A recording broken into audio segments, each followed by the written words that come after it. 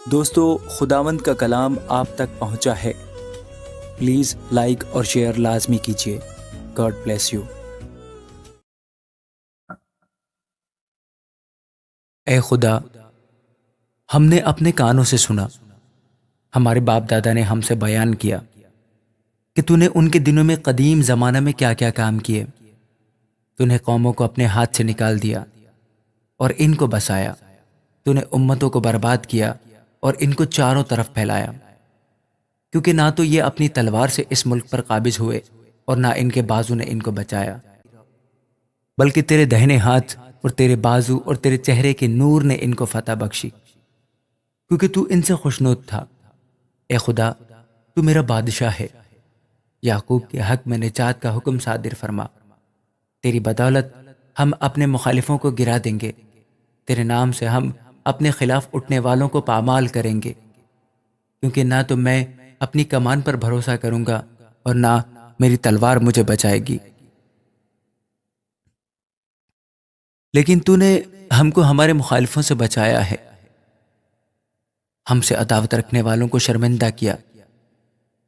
ہم دن بھر خدا پر فخر کرتے رہے ہیں اور ہمیشہ ہم تیرے ہی نام کا شکریہ ادا کرتے رہیں گے، لیکن تو نے تو اب ہم کو ترک کر دیا اور ہم کو رسوا کیا اور ہمارے لشکروں کے ساتھ نہیں جاتا۔ تو ہم کو مخالف کے آگے پسپا کرتا ہے اور ہم سے عداوت رکھنے والے لوٹ مار کرتے ہیں۔ تو نے ہم کو ذبح ہونے والی بھیڑوں کی مانند کر دیا اور قوموں کے درمیان ہم کو پراگندہ کیا۔ تو اپنے لوگوں کو مفت بیچ ڈالتا ہے اور ان کی قیمت سے تیری دولت نہیں بڑھتی۔ تو ہم کو ہمارے پڑوسیوں کی ملامت کا نشانہ اور ہمارے آس پاس کے لوگوں کے تمسخر اور مذاق کا باعث بناتا ہے۔ تو ہم کو قوموں کے درمیان ضرب المثل اور امتوں میں سر ہلانے کا باعث ٹھہراتا ہے۔ میری رسوائی دن بھر میرے سامنے رہتی ہے اور میرے منہ پر شرمندگی چھا گئی۔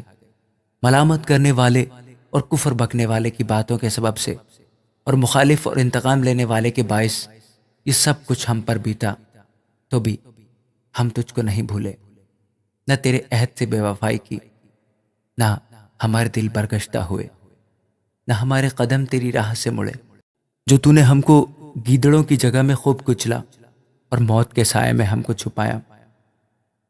اگر ہم اپنے خدا کے نام کو بھولے یا ہم نے کسی اجنبی معبود کے آگے اپنے ہاتھ پھیلائے ہوں، تو کیا خدا سے دریافت نہ کر لے گا؟ کیونکہ وہ دلوں کے بھید جانتا ہے، بلکہ ہم تو دن بھر تیری ہی خاطر جان سے مارے جاتے ہیں اور گویا ذبح ہونے والی بھیڑیں سمجھے جاتے ہیں۔ اے خداوند، جاگ، تو کیوں سوتا ہے؟ اٹھ، ہمیشہ کے لیے ہم کو ترک نہ کر۔ تو اپنا منہ کیوں چھپاتا ہے اور ہماری مصیبت اور مظلومی کو بھولتا ہے؟ کیونکہ ہماری جان خاک میں مل گئی، ہمارا جسم مٹی ہو گیا۔